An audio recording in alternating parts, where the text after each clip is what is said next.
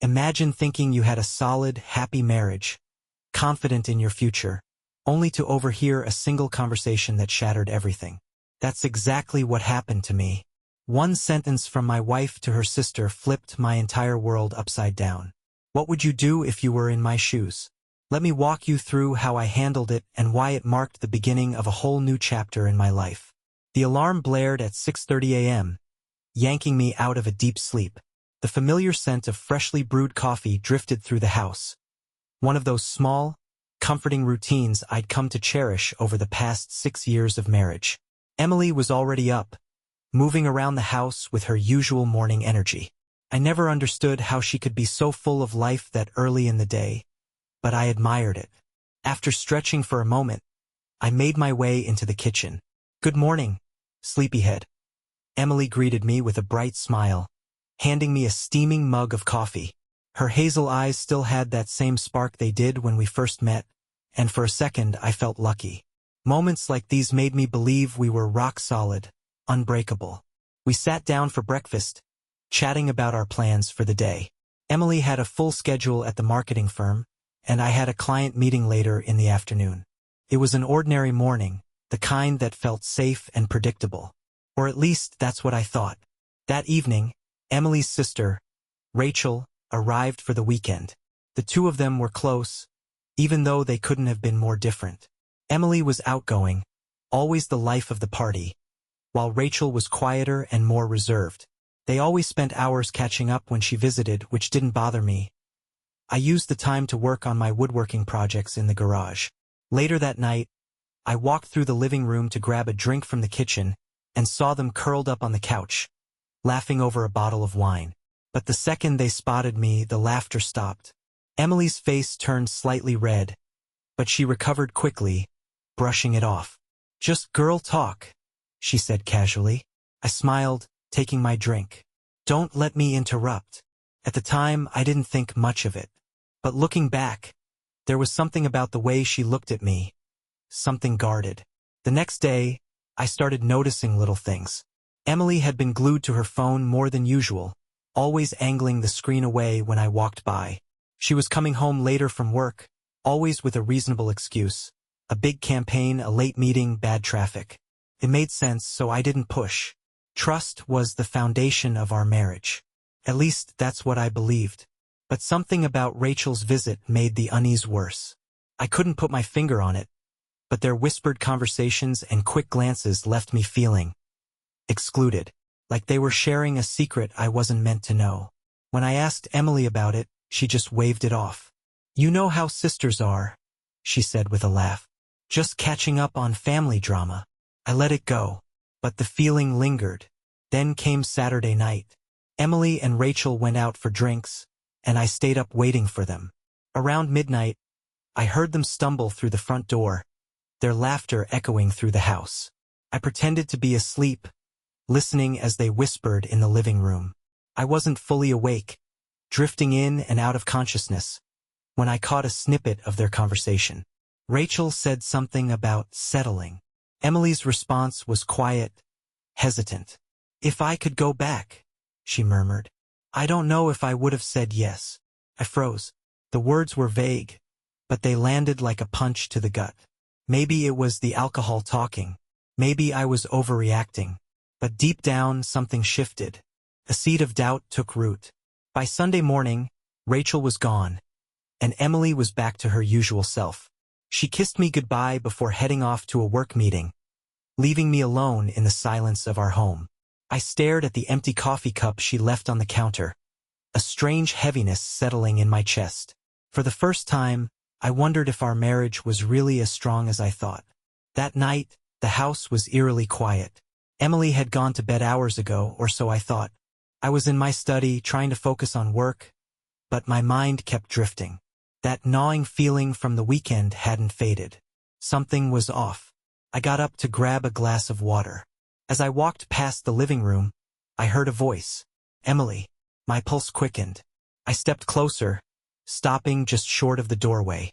She was on the phone. Her voice was low, urgent. "I know," she sighed. "It's not like I planned for this to happen." I held my breath, straining to hear the response on the other end, but the voice was muffled. Emily let out another heavy sigh. And just like that, I knew, whatever she was hiding, it wasn't just in my head. It's just, I feel stuck. Mike is a good man, but he's not exciting. I don't even know how I ended up here. Her voice carried a sharp edge, laced with bitterness. If I had the chance to do it all over again, I wouldn't. I wouldn't date him. I wouldn't marry him. None of it. The blood drained from my face. I gripped the doorframe, my mind scrambling to process what I had just heard. She wouldn't date me again? She regretted our marriage? How long had she felt this way? The voice on the other end, Rachel, I assumed, responded, but her words were muffled. Emily let out a hollow, humorless laugh. It's not just that. I feel like I settled. And now, here I am, pretending everything's fine when it's not. Settled.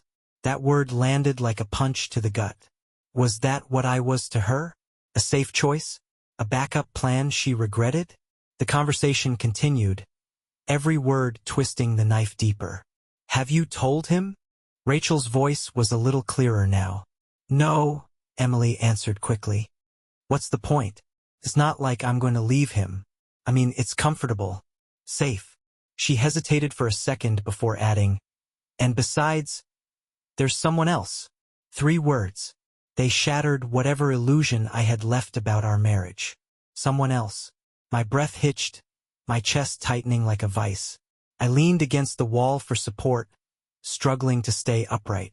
My mind screamed at me to storm into the room, to confront her, to demand an explanation. But I didn't. I stayed frozen, listening. It's nothing serious, Emily added, almost as if she were trying to convince herself. Just someone at work. He makes me feel alive again. Alive again. I couldn't take it anymore. I stepped back, retreating into the shadows, careful not to make a sound. My legs felt heavy as I forced myself back to my study, shutting the door softly behind me.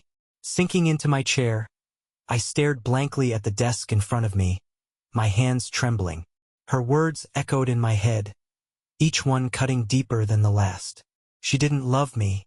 She regretted marrying me, and she was seeing someone else. A part of me wanted to burst into the room, to demand an explanation, to ask her why. But another part, the part of me that had grown tired of feeling ignored, of sensing that something was missing, knew the truth. It didn't matter. She had already made up her mind. I sat there for hours, drowning in a storm of anger, sorrow, and betrayal. By the time the first streaks of morning light filtered through the blinds, I knew what I had to do. There was nothing left to salvage. I couldn't stay with someone who didn't love me, someone who saw me as a mistake. Emily may have settled for me, but I refused to settle for a life built on lies. Without a word, I started packing. The house was eerily silent as I moved through it, the soft glow of dawn stretching long shadows across the walls. Emily was still asleep, her steady breathing drifting from the bedroom as I quietly opened the closet. My hands trembled as I pulled down a duffel bag. Every movement felt heavy, like I was carrying the weight of something too big to put into words. I packed only the essentials. And for the first time in a long time, I felt like I was finally making a choice for myself. I packed only what mattered. Clothes, my laptop, a few sentimental items like the watch my late father had given me, and the leather-bound journal where I occasionally jotted down my thoughts. I didn't want to make a scene or wake Emily. I just wanted to be gone before she opened her eyes. The hardest part was leaving behind the little pieces of the life we had built together. The framed photos on the dresser of us smiling at the Grand Canyon. The collection of quirky coffee mugs from all the places we'd visited. Even the blanket we had curled up under during countless movie nights. It all felt like remnants of a world I no longer belonged to. As I zipped up my bag, my eyes landed on the small wooden box on my nightstand. Inside was the handwritten letter I had given Emily on our first wedding anniversary. A raw, heartfelt promise of love and devotion. Without thinking, I opened the box, took out the letter, and placed it on top of my things. I didn't know why, but taking it back felt like reclaiming a piece of myself. Before leaving, I hesitated at the kitchen table. I felt like I owed her something, an explanation, a farewell, anything. But every possible word seemed hollow in comparison to what I had overheard. Finally, I pulled a piece of paper from the drawer and scribbled a simple note. I heard you. I hope you find the happiness you're looking for. Mike. I placed it on the counter where she'd be sure to see it, then stood there for a moment, staring at it. A small, foolish part of me hoped she would wake up, rush out and beg me to stay. But deep down I knew she wouldn't. She had already made her choice. I turned and walked out the door, the cold morning air slapping against my skin as I stepped into the driveway. My car was parked at the curb, and as I loaded my bag into the trunk, I glanced back at the house one last time. The bedroom curtains were drawn, but I caught the faintest flicker of movement behind them. Was she watching? Had she heard me leave? It didn't matter. I couldn't afford to dwell on it. The drive away from the house felt surreal, like I was floating outside my own body. Streets I had driven down 1,000 times blurred past me, but I wasn't really seeing them. I had no destination in mind, just the need to be anywhere but there. Eventually, I pulled into the parking lot of a roadside diner. I had no appetite, but I needed a place to sit, to breathe, to process. A waitress placed a steaming cup of coffee in front of me, and I stared into the dark liquid, my own reflection distorted on its surface. I felt everything and nothing at once. Grief for the life I thought we had, anger at her betrayal, and, strangely, relief. I was free. Free from the illusion that everything was fine. Free from pretending. By mid-afternoon, I found myself at a modest motel on the edge of town. The room was small and smelled faintly of bleach, but it was clean and, most importantly, quiet. I dropped my bag on the floor, collapsed onto the bed, and let exhaustion take over. For the first time in hours, I allowed myself to break. It wasn't the dramatic kind of sobbing you see in movies, just silent tears rolling down my face as I lay staring at the ceiling. I cried for the love I thought we had. I cried for the future we had planned. And I cried for the man I was before I overheard those words. By the time the sun had set, I made a decision. I wasn't going to let this destroy me.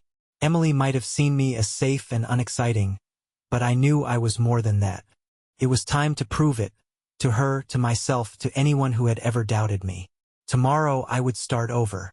The morning light seeped through the thin motel curtains, painting the walls in muted gold. I hadn't slept much. My body ached from tossing and turning all night. My thoughts were still tangled, replaying the words I had overheard, the life I had just left behind. It felt surreal, like I was trapped in someone else's story. But this was my reality now, and there was no going back. I forced myself to get up, take a shower, and get dressed. Standing in front of the bathroom mirror, I barely recognized the man staring back at me.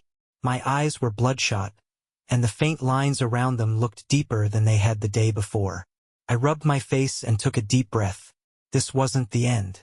It was just the beginning, no matter how much it hurt. After checking out of the motel, I found another small diner nearby. The smell of fresh coffee and sizzling bacon filled the air, wrapping around me like a small comfort.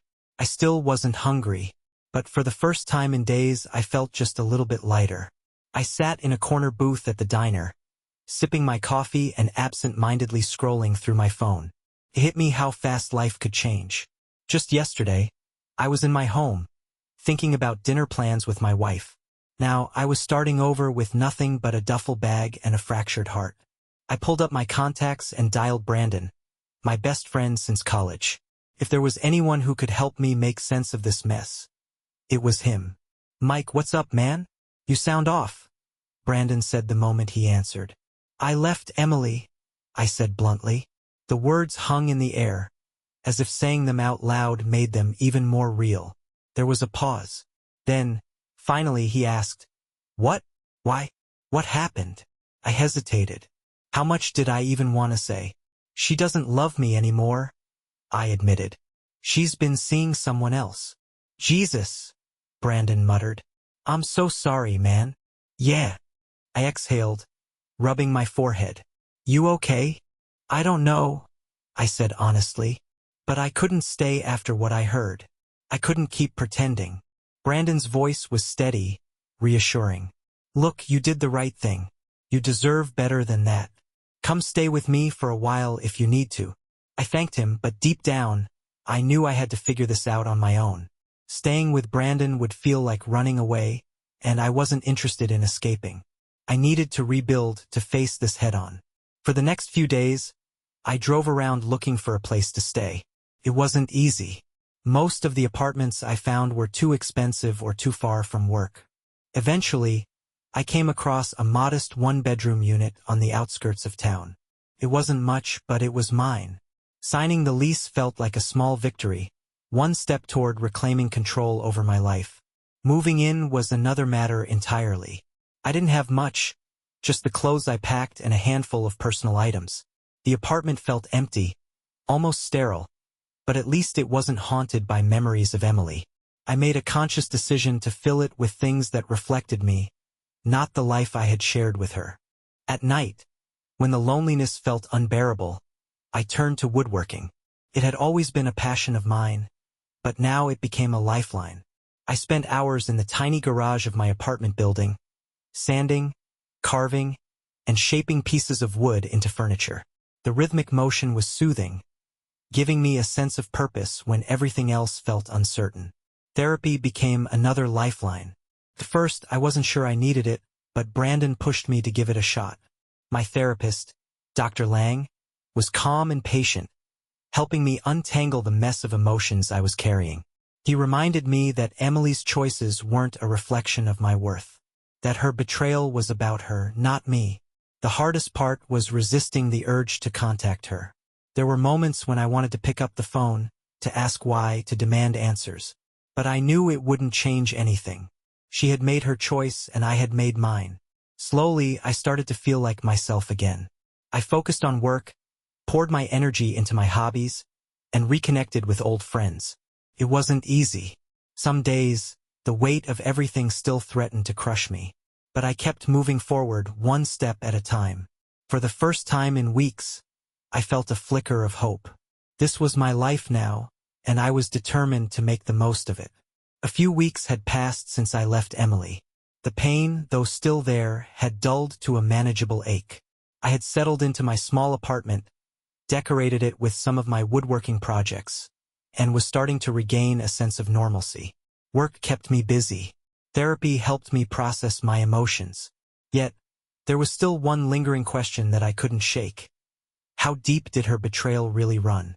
The answer came unexpectedly on a quiet Sunday afternoon. I had just come back from the grocery store when my phone buzzed. It was a text from Rachel.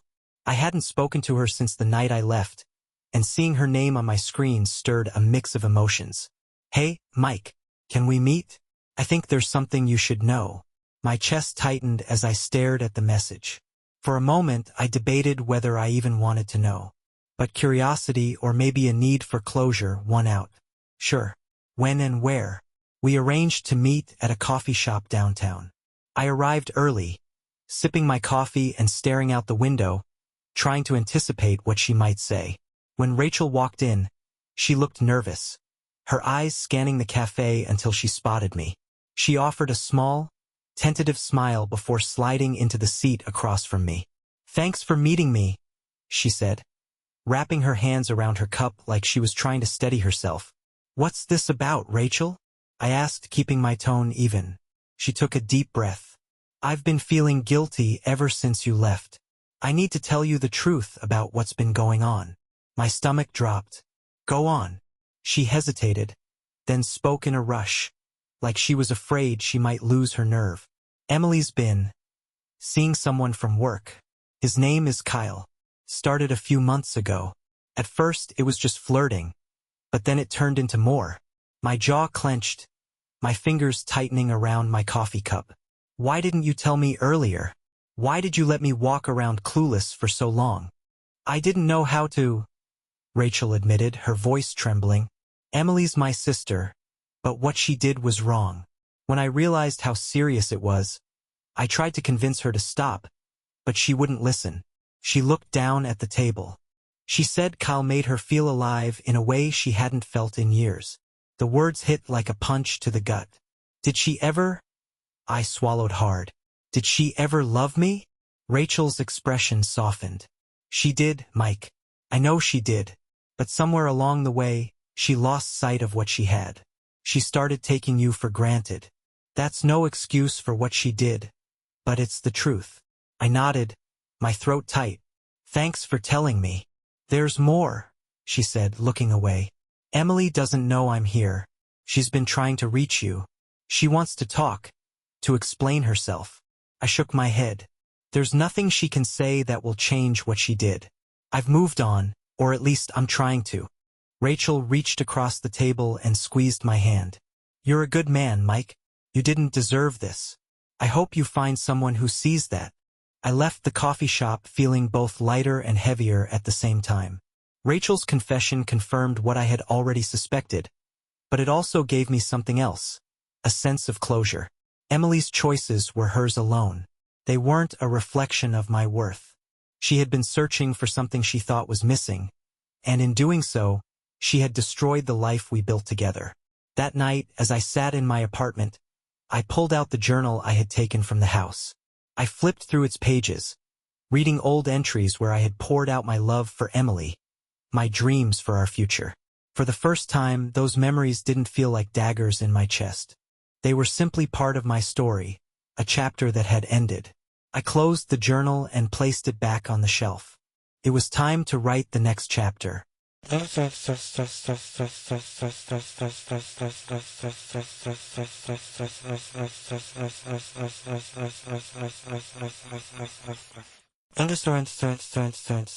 The crisp autumn air carried a sharp bite as I walked down the tree-lined street, golden leaves crunching under my boots. It had been 3 months since I left Emily, and though the pain of her betrayal still lingered, I was finally starting to feel at peace. My life was no longer defined by what had happened, but by what I was building for myself. I had thrown myself into my woodworking, transforming my tiny apartment garage into a makeshift workshop. Orders for custom furniture were coming in steadily, mostly through word-of-mouth recommendations. What had started as a way to distract myself had become something more. The rhythm of shaping raw wood into something beautiful grounded me. It was therapy, but it wasn't just work keeping me steady. I had started reconnecting with old friends, grabbing coffee or beers and letting their warmth remind me of who I was before all of this. And, for the first time in years, I had started dating again. Nothing serious, just casual outings. Enough to remind me that I was still capable of connection, that I wasn't some broken man beyond repair. One particular day, while browsing a local bookstore, I met someone who stood out. Her name was Lauren. She had auburn hair that fell in loose waves around her shoulders, and a smile that seemed to brighten the whole room. I noticed her standing in an aisle, flipping through a book on photography. You know, that one's really good, I said, nodding toward the book in her hands. The author does an amazing job explaining light and shadow. She looked up, surprised, then smiled. You a photographer? Not really, I admitted. I dabble. Mostly landscapes. Woodworking is more my thing.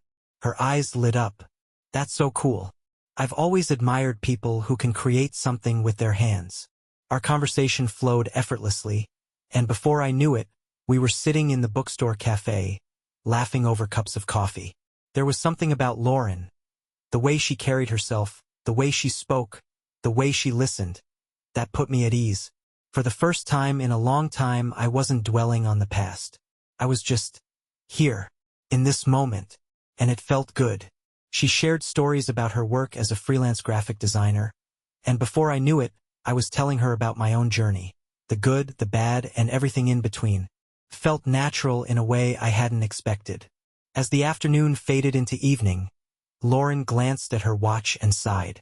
I hate to cut this short, but I've got a deadline to meet. This was really nice, I said, feeling a warmth I hadn't felt in a long time. It was, she agreed, smiling. Maybe we could do it again sometime?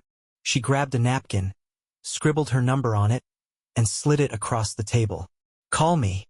I watched as she walked away, a strange mix of emotions swirling inside me. Hope, excitement, a cautious optimism that maybe, just maybe, there was life after heartbreak. That night, as I sat in my apartment, I reflected on how far I had come. The man who had left Emily in the middle of the night felt like a ghost, a shadow of the person I was now. I wasn't naive enough to think I was fully healed.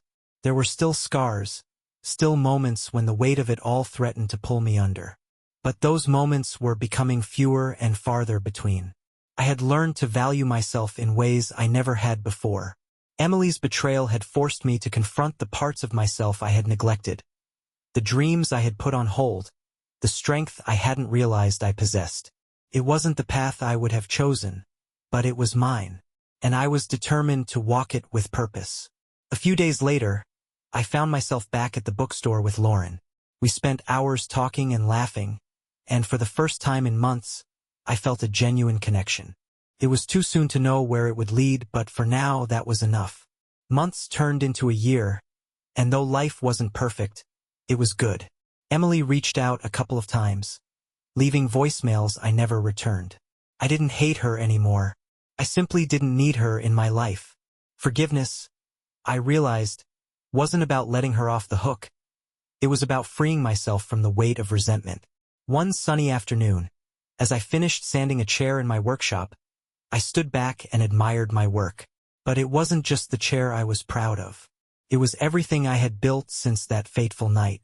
My life, like the wood beneath my hands, had been reshaped, polished, and strengthened. And for the first time in a long time, I felt whole. Thank you for watching. Don't forget to subscribe and like.